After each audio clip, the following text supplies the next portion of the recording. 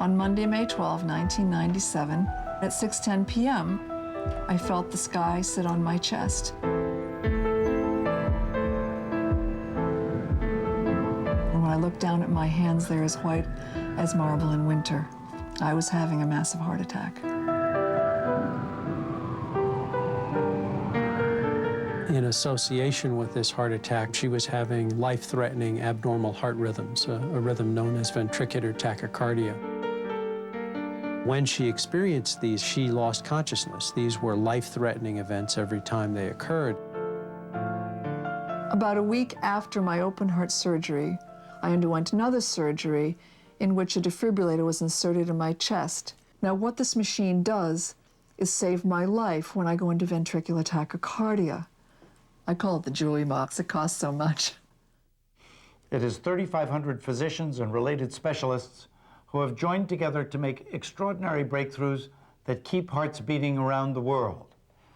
Now celebrating its 25th anniversary, the NASP Heart Rhythm Society is bracing for even bigger medical breakthroughs in the years ahead.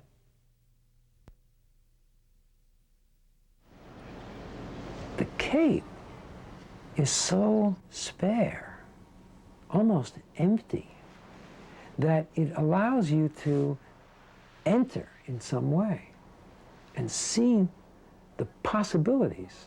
You think you've seen it before, you think it's familiar to you, and then when you stop for a second and you recognize that you're seeing something that is so simple, utterly simple and approachable, but maybe profound.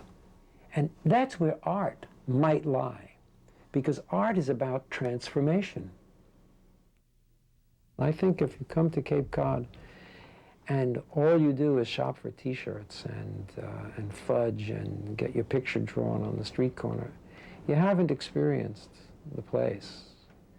Walk through the dunes, walk out on the sand flats when the tide is out, and just feel the rawness and the out-to-sea quality that the Cape offers. It's incredibly fulfilling and nourishing.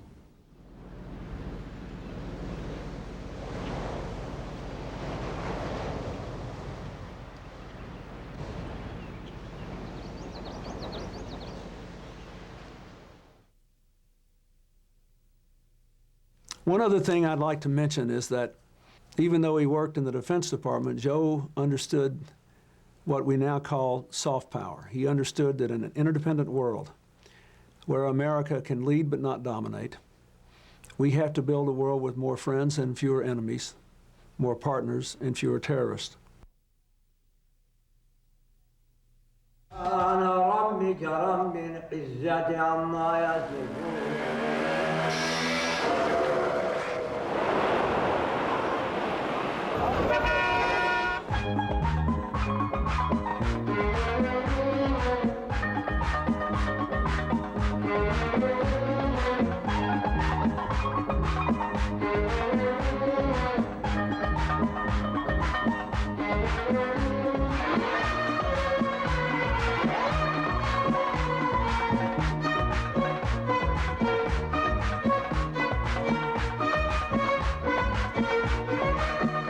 Most of us have only a few vague and stereotypical notions about this enigmatic country called Turkey.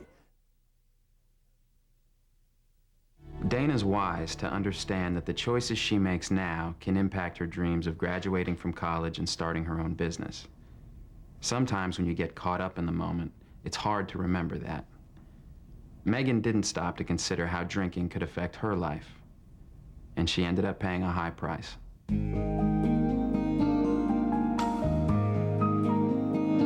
Megan grew up the youngest of three. She had a happy childhood and was always close to her mom and dad. My mom and I, we would go shopping and we would talk and I would tell her everything. And my dad and I, we always had a certain connection. We always were goofing around. Megan hung around with kids her own age till she turned 14. Then she started partying with her older sister and her friends. That's when she started to drink. Alcohol was a way that I used to impress people.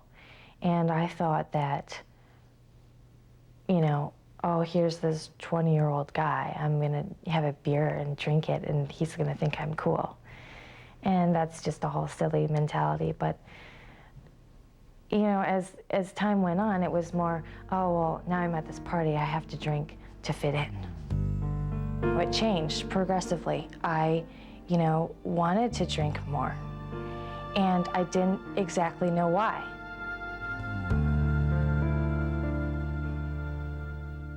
In 1 year, addiction snuck up on Megan. She didn't just want alcohol, she needed it. She thought she couldn't have fun without it. But her friends started to avoid her. They didn't like her drunk. So she found other people who drank like her and convinced herself she was popular and just like everyone else.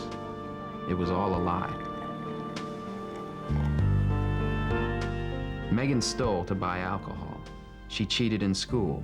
She said terrible things to people she loved. Her parents tried to help her, but she hid her drinking from them and wouldn't listen. She blamed everyone else for her troubles. If someone accused her of drinking too much, she'd tell them she could quit if she wanted to.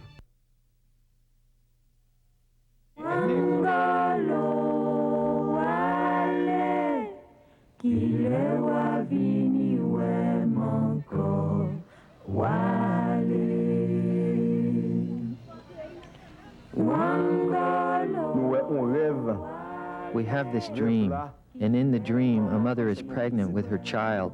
No matter what, the baby has to come out. She will give birth. The baby will come out, no matter what.